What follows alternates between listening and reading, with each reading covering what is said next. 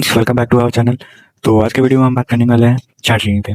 अगर आप चार्ट देख के कंफ्यूज हो जाते हो, इंडिकेटर बदलते रहते हो और फिर भी लॉस होता है आपको, तो प्रॉब्लम इंडिकेटर में नहीं है, चार्ट रीडिंग समझने में है। ठीक है, आज मैं आपको सिखाऊंगा प्राइस बिहेव कैसे करता है बिना किसी मैजिक इंडिकेटर के, सिर्फ चार्ट देख के। तो सबसे पहले देखो ब्रो, चार्ट कोई रैंडम लाइन नहीं होती है। चार्ट एक्चुअली एक स्टोरी होती है बायर्स और सेलर्स की। ठीक है, मार्केट में सिर्फ दो लोग होते हैं। वो दो लोग कौन होते हैं? एक होता है हमारा बायर्स और दूसरे होते हैं हमारे सेलर्स। बायर्स को हम क्या बोलते हैं? प्राइस ऊपर ले जाना चाहते हैं वो, एंड सेलर्स को हम क्या बोलते हैं? कि प्राइस नीचे गिराना चाहते हैं वो। और चार्ट ये दिखाता है कि कौन जीत रहा है। ठीक है, कौन उस चार्ट को कंट्रोल कर रहा है, कौन बायर्स हैं या वो सेलर्स हैं। ठीक है, प्राइस मूव क्यों करता है? प्राइस मूव करता है न्यूज़ की वजह से नहीं करता है। ठीक है, न्यूज़ की वजह से प्राइस मूव नहीं करता है। प्राइस इमोशन से मूव करता है। ठीक है, इमोशन से मेरा मतलब है मार्केट मूव करता है जब लोग बाय करते हैं, फियर ऑफ मिसिंग आउट होता है उस टाइम, एंड लोग जब सेल करते हैं और फियर एंड पैनिक होता है उस टाइम। इसलिए प्राइस जो हमारा है वो स्ट्रेट नहीं चलता है, वे में चलता है, कभी ऊपर जाएगा कभी नीचे जाएगा। ठीक है, क्योंकि हर टाइम पे सेम लेवल के बायर्स एंड सेलर्स मौजूद नहीं होते हैं, इसलिए प्राइस हमेशा अलग अलग प्राइस पे मूव करता रहता है। और कैंडल्स क्या बताती है हमें? एक कैंडल सिर्फ कैंडल नहीं होती है, वो बताती है हमें उस प्राइस का ओपन बताती है, उस प्राइस का हमें हाई बताती है, उस प्राइस ने कितना लो लगाया है और उस प्राइस ने कितना क्लोजिंग दिया है, वो हमें एक कैंडल बताती है पूरी। जो एक कैंडल आप देखते हैं वो हमें एक कैंडल पूरा बताता है। स्ट्रॉन्ग क्लोज है मतलब स्ट्रॉन्ग साइड, वीक क्लोज है मतलब वीकनेस है वहाँ पे। इसलिए लोग वीक मतलब रिजेक्शन, और बिग बॉडीज मतलब अग्रेशन, और स्मॉल कैंडल मतलब कंफ्यूजन। तो अब मैं आपको थोड़ा चार्ट पे चल के समझाता हूँ। ठीक है, कि आखिर प्राइस बिहेवियर काम कैसे करता है और मार्केट में हिस्ट्री कैसे रिपीट होती है। तो चलिए मैं आपको चार्ट पे चल के बताता हूँ। कुछ एग्जांपल्स मैंने सेव करके रखे हैं आपके लिए, जिसके बेसिस पे मैं आपको समझाऊंगा। तो देखिए फ्रेंड्स, चार्ट जो होता है वो एक बिहेवियर रिपीट करता है। ठीक है, जैसे कि हम अगर किसी इंसान के साथ 1 महीने तक रहते हैं तो हमें उसके अंदर का बिहेवियर पता चल जाता है कि वो किस टाइम खाना खाता है, किस टाइम बाथरूम जाता है, किस टाइम सोता है, एंड किस टाइम काम करता है अपना। ठीक है, उसके बारे में हमें कई चीज़ें मालूम हो जाती हैं क्योंकि हमने उसके साथ टाइम बिताया हुआ होता है। तो वैसे ही चार्ट के साथ हम जब टाइम बिताते हैं तो हमें उसका मूवमेंट पता चल जाता है कि वो कब किस तरह का बिहेवियर करेगा, और उस बिहेवियर के बाद वो किस तरह का बिहेव करने वाला होगा, किस तरह का मूव देने वाला होगा। तो यहाँ पे आप देख सकते हैं मैंने कुछ जोन्स मार्क करके रखे हैं। तो हमें क्या समझ में आ रहा है कि प्राइस एक रेजिस्टेंस जोन से बार-बार रिजेक्शन ले रहा है। ठीक है, तो ये हमारा हो जाएगा रेजिस्टेंस। एंड यहाँ पे मैंने क्या ड्रॉ करके रखा है? एक ट्रेंड लाइन। ट्रेंड लाइन हमें क्या बता रही है?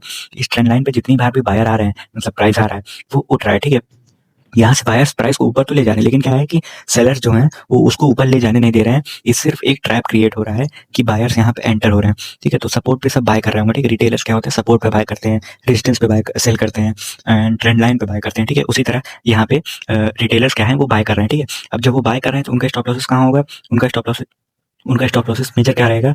इसके नीचे रहेगा, इस लो के नीचे रहेगा, या इस लो के नीचे, या इस लो के नीचे। ठीक है, तो उनके मेजर स्टॉप लॉसेस इसी जोन में होंगे। ठीक है, अब जब स्टॉप लॉसेस उनके जोन में है तो प्राइस कहाँ जाएगा? प्राइस जहाँ स्टॉप लॉसेस होगा वहां पे जाएगी, क्योंकि वहां पे उसको लिक्विडिटी मिलेगी। प्राइस तेजी से मूव करेगा जहां पे उसको फ्यूल मिलेगा। तो देखिए प्राइस क्या किया? प्राइस ने यहाँ पे इन्वाइट किया, यहाँ पे हमें कई बार इन्वाइट किया, एंड देन प्राइस तेजी से फॉल करता हुआ हमें दिखा, क्योंकि उसको लिक्विडिटी यहाँ पे मिल गई थी। ठीक है, अब कुछ और एग्जाम्पल्स मैं आपको दिखाता हूँ। अब देखिए बहुत ही अच्छा एग्जांपल यहाँ पे हमें देखने को मिला है। प्राइस क्या है? यहाँ पे कंटिन्यूअसली ऊपर से फॉल हो रहा था। ठीक है, प्राइस क्या है? प्राइस कंटिन्यूअसली हमारा ऊपर से फॉल होता हुआ आ रहा था। ठीक है, फिर यहाँ पे उसने क्या किया? एक बार प्राइस सपोर्ट लिया। ठीक है, सपोर्ट क्या है? मतलब यहाँ पे बायर्स एक्टिव हुए, देन दोबारा यहाँ पे एक्टिव हुए, उसके बाद प्राइस ने फाइनल ब्रेकआउट दे दिया। अब ब्रेकआउट देने के बाद क्या किया? रीटेस्ट पे इन्वाइट कर रहा है कि सेलर्स आ जाएं, रीटेस्ट पे जो सेल करने वाले हैं वो आ जाएं, दोबारा रीटेस्ट पे सेल करने वाले आ जाएं। ठीक है, अब यहाँ पे जो भी सेल कर रहे हैं उनके स्टॉप लॉसेस कहाँ लगे हैं? ठीक है, यहाँ पे जो भी सेलर्स आ रहे हैं उनके स्टॉप लॉसेस कहाँ पे हैं? ऊपर। ठीक है, ट्रेंड क्या है हमारा? Down trend. तो प्राइस कहाँ जाएगा? डाउन ट्रेंड में है तो ट्रेंड कंटिन्यू करेगा। ठीक है, यहाँ पे एक ट्रेंड लाइन क्रिएट हुई। अब ट्रेंड लाइन पे कौन आ रहे हैं हमारे? अब देखिए ट्रेंड लाइन पे कौन आएगा? बायर्स आए, प्राइस ऊपर नहीं ले जा पाए इस रेजिस्टेंस से, फिर दोबारा बायर्स आए, प्राइस नहीं ले जा पाए ऊपर। देन यहाँ पे जब हमें वीकनेस देखने को मिली कैंडल्स में, वीकनेस क्या होता है कि वीक कैंडल्स बनती है, रिजेक्शंस उसको मिलते हैं। ठीक है, वहाँ पे कंसोलिडेशन होता है। अब यहाँ पे इतनी बार जब बायर्स आए प्राइस को ऊपर नहीं ले जा पाए, इन सब के स्टॉप लॉसेस कहाँ लगे होंगे? नीचे, यहाँ पे लगे होंगे। ठीक है, तो प्राइस कहाँ जाएगा? जहाँ पे स्टॉप लॉसेस होंगे। प्राइस कहाँ गया? यहीं पे गया। आप लोग नोटिस कर रहे होंगे कि मैं एक ही स्ट्रेटजी बोल सकते हैं, या एक ही बिहेवियर पे सारे एग्जाम्पल्स आपको बताऊंगा। ठीक है, उसी बेस पे प्राइस मूव करता हुआ दिखेगा आपको। चलिए कुछ और एग्जाम्पल्स मैं आपको दिखाता हूँ।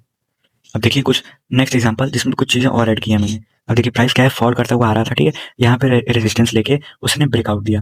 ब्रेकआउट क्या किया? हमारे यहाँ पे फेल हुआ, सस्टेन नहीं कर पाया। ठीक है, यहाँ पे बहुत देर से इन्वाइट किया बायर्स को ब्रेकआउट पे, रिटेल बायर्स को जो थे उनको इन्वाइट किया, डाउन ट्रेंड है। ठीक है, इन्वाइट करने के बाद यहाँ पे जितने बायर्स आए उनको क्या किया? इन्वाइट किया। इन्वाइट करने के बाद क्या किया? यहाँ पे ये जो रेजिस्टेंस था, ये जो हमारा रेजिस्टेंस था उसको क्या किया? ब्रेक डाउन किया। ठीक है, अब ब्रेक डाउन पे कौन आएंगे? सेलर्स आएंगे। सेलर्स आए और यहाँ पे जो बायर्स थे, इन बायर्स के स्टॉप लॉसेस क्या हुआ? हिट हुए। ठीक है, हिट हुए, अब रिमूव किया। ठीक है, इन बायर्स को तो जो थे उनको रिमूव कर दिया, इनके स्टॉप लॉसेस ले लिए।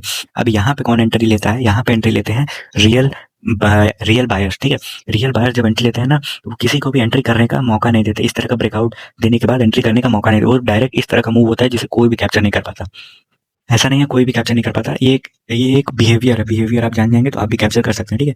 यहाँ पे क्या किया, यहाँ पे हम हमारी लैंग्वेज में कहेंगे कि यहाँ पे ब्रेकआउट, रीटेस्ट पे इनवाइट किया बायर्स को and then removing weak hands. Removing weak hands मतलब क्या होता है वो मैं आपको आगे बताऊँगा। मतलब रिमूव किया इन बायर्स को, के स्टॉप लॉसेस हिट किया, देन रियल बायर्स आए और मार्केट तेज़ी से ऊपर गया।